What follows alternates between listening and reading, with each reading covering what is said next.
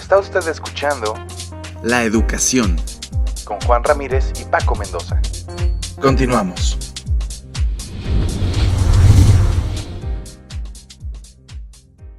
¿Qué cosas nos dice, no? De esto de las pruebas, imagínate tú que el maestro te diga una cosa y llegas a hacer una prueba y te preguntan otra. ¿A qué lo atribuyes tú que tienes experiencia ya dilatada en el campo del magisterio, Octavio Pescador?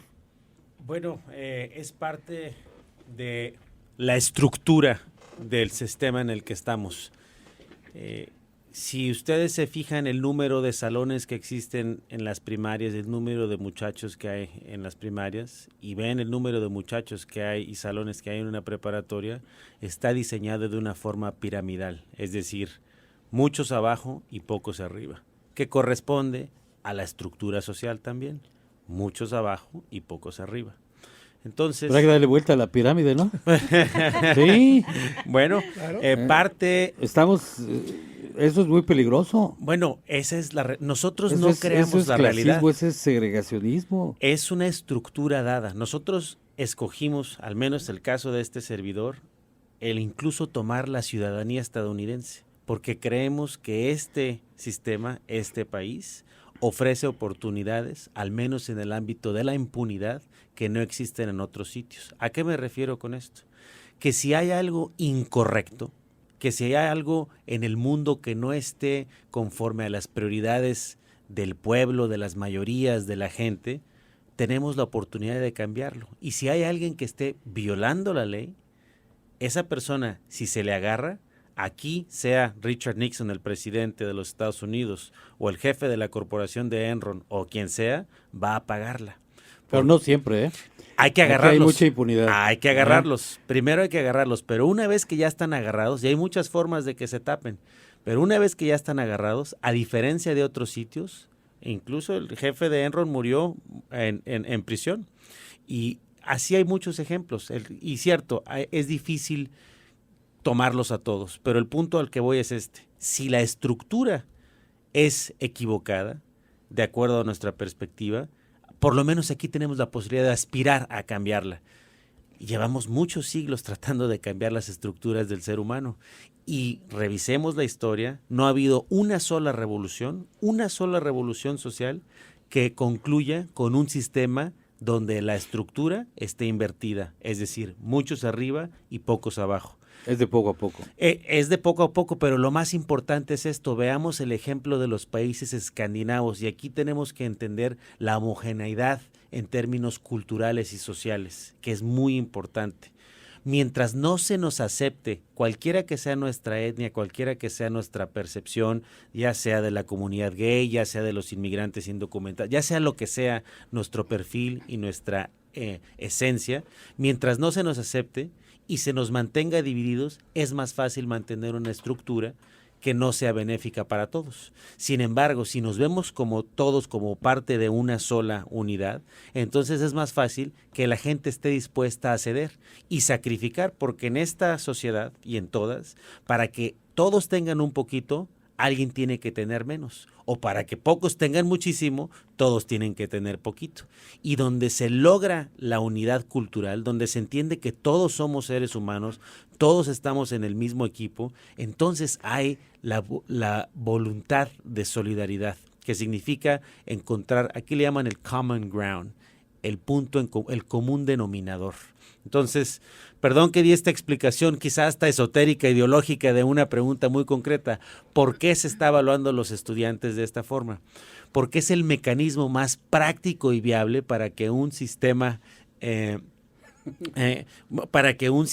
estructure los procedimientos y es decir, la filtración de acuerdo a la realidad que tiene. 1. 2.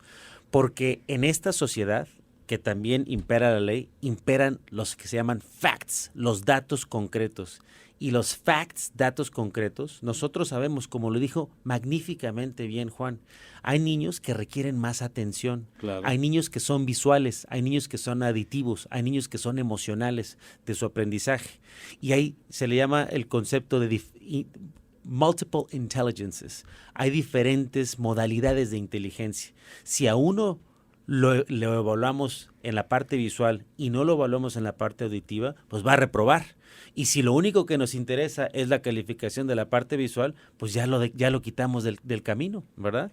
Bueno, entonces ese tipo de evaluaciones, las que tenemos ahorita, se fijan nada más en ciertas competencias. Estamos en una transición nacional donde se establecieron de forma voluntaria por parte de los estados, salvo uno, un consenso de los contenidos, del tipo de funciones y de aprendizaje que debe tener un niño a cierta etapa de su desarrollo cognitivo, ¿no? Todos los estados están estandarizando esos procesos para tener evaluaciones más justas hasta cierta medida, porque todos van a estar enseñando, como dice bien Juan, lo mismo, porque saben que eso va a ser el examen. Ahorita estás enseñando una cosa y el examen va a ser de otra. Y los maestros, es una aberración eso, ¿no? Y los maestros lo que tienen que hacer luego es, y con esto concluyo, tienen que enseñar para el examen, porque si quieren salir bien y quieren que su escuela no entre en la clasificación de que si sigues así te cortamos la cabeza, porque se llama un proceso de reconstitution, corremos a todos y vamos a ver qué resulta, pero corres a todos, pero la comunidad sigue igual, sigue habiendo balazos afuera, sigue habiendo pobreza, sigue habiendo todo. Entonces, eso es lo que se tiene que tomar en cuenta. Oye, volviendo a la figura esta de la pirámide, yo creo que es urgente realmente hacer cambios en este país, porque estaba yo viendo una información en el sentido de que Estados Unidos ya la pobreza llegó a niveles sin precedentes los últimos 50 años, ya son 47 millones de pobres los que ya suman en este país. ¿Y sabes quiénes son los más pobres? A ver, dime, los latinos y los afroamericanos. Y los niños, desgraciadamente. Los que más lo sufren. Ahora, pero mira, en obvio de tiempo, tú te estás postulando para candidato a concejal del Distrito 13. ¿Por qué, Octavio? Y voy a ser muy... toda la explicación que di fue precisamente para llegar a este punto. Tengo que ser muy honesto. Aquí di este antecedente porque es una vergüenza, y lo digo del corazón, que nuestros niños estén creciendo con las imágenes que estamos viendo de los servidores públicos. Yo he sido servidor público toda mi vida y lo hago con mucho honor. El hecho de que el pueblo te deposite la confianza para que los representes, el hecho de que a mí los impuestos de todos, no nada más los ciudadanos y residentes, también los indocumentados pagan impuestos, se vaya ese dinero a Sacramento y ese dinero se lo manda a la Universidad de California, que es mi patrón, y mi patrón me pone a través de ustedes, que son los contribuyentes, comida para mis hijos en la mesa y me da oportunidad de representarlos. Ese es un privilegio, es un honor, es algo que se debe ver como sagrado en un sistema de leyes, que la ley es precisamente lo que impera.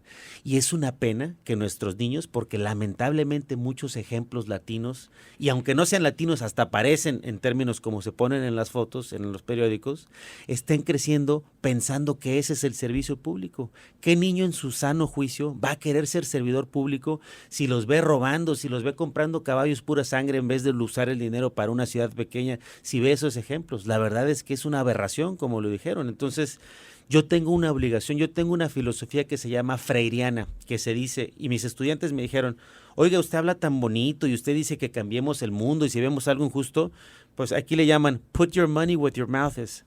Hable y predique con el ejemplo, no nada más nos mande al matadero. Bueno, esa es la realidad.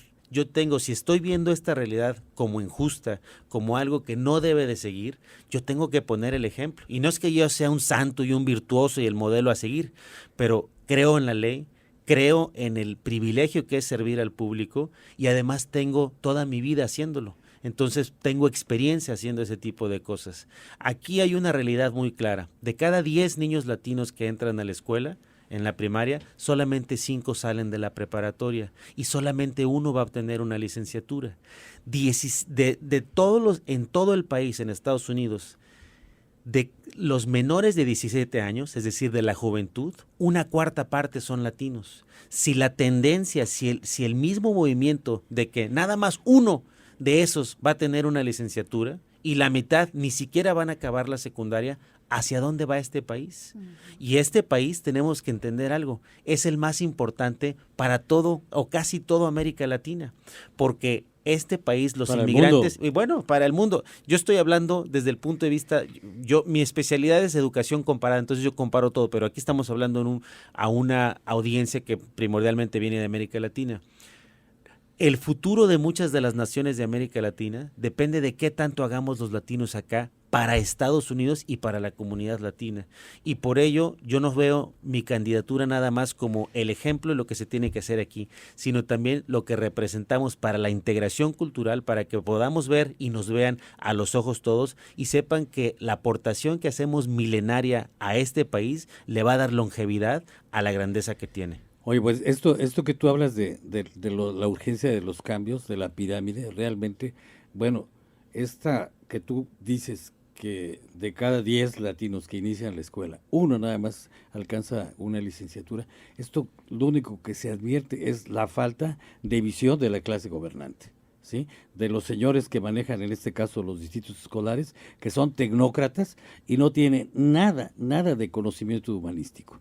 Entonces, bueno, pero mira, el tema nos puede dar para mucho, pero aquí tenemos otra invitada. Oye, nada más te quiero invitar para una próxima ocasión, porque la verdad esto de que te has postulado para concejal del distrito 13 me amerita estar platicando constantemente para apoyarte. Y sin reservas, porque eres un maestro, eres un latino que tiene un palmarés muy interesante. ¿Cuál es el distrito que 13? Es el distrito que representa en este momento el concejal Eric Garcetti. Y es el ¿Qué distrito, abarca? viene en su punta, en su extremo oeste, entra Hollywood, y en el extremo este entra Atwater, y le llaman Frogtown y Echo Park. Es un distrito, en ese distrito se hablan más de 100 idiomas. En ese distrito está representado todo el mundo, desde Armenia hasta Tailandia, hasta Rusia, hasta El Salvador, El Guatemala, melting pot. Honduras. Es el futuro, es estratégico ese distrito, no solo para Los Ángeles, sino para los Estados Unidos. Por eso es que estoy haciendo esto, porque si logramos la integración cultural en este distrito, que podría ser, es tan cerca, estamos todos ahí, pero estamos fragmentados de todos modos. Si nos respetamos y conocemos nuestra historia, en ese distrito está el mural filipino más importante del mundo, es el más grande, tiene toda la historia. Y tú vas, y yo tengo estudiantes filipinos y he preguntado, y le preguntas cuántos filipinos saben de eso. Nadie. ¿Saben ustedes que el gran César Chávez, las personas que más lo ayudaron en la fundación de su movimiento eran filipinos? Fueron los filipinos y los latinos juntos que estaban en los campos allá, quienes iniciaron y fundaron el United Farm Workers. Hay muchísimas cosas que nos unen. Las primeras personas que tuvieron libertad afroamericanas en las Américas fueron los yangas en el sureste mexicano y en Guerrero y en Veracruz y demás. Uh-huh. En el sur de Los Ángeles nosotros tenemos trabajando ya 6 años con Jefferson High School, y ahora lo estamos haciendo con Hollywood High School y con otras preparatorias aquí, porque a veces lamentablemente nuestros muchachos se pelean simplemente por el color que se ven. Uh-huh. Y sin embargo tienen una historia en común y un gran futuro que defender, pero lo tienen que defender juntos. Y si nadie viene y enseña eso, y aquí yo podría haber escogido meterme a la educación, pero es mucho más importante la labor en una plataforma como esta, donde se puede llegar a educar sin tener que decir, vienes a ocupar este espacio o el otro. Entonces, muy bien, Octavio Pescador. Bueno, ya que tú estás hablando de la necesidad de que la comunidad afroamericana y la comunidad latina estén unidos, le quiero anunciar a las personas que nos escuchan que hay un abogado afroamericano llamado Mark Davis. Él tiene una historia muy interesante. Él fue jugador de béisbol de grandes ligas aquí en Estados Unidos, jugó también en Venezuela, en Puerto Rico y en México. Después estudió leyes, después fue fiscal, ahora es abogado penalista y vincula mucho con los casos de migración, ¿no es así, abogada Cifuentes? Oh, sí. Bueno, pues el abogado Mark Davis ya se incorpora con nosotros y va a estar el próximo martes. Y también platiqué con él para decirle de esta gran necesidad de estar tendiendo puentes en el programa con la comunidad afroamericana, y aquí lo vamos a tener. Habla perfectamente bien el español.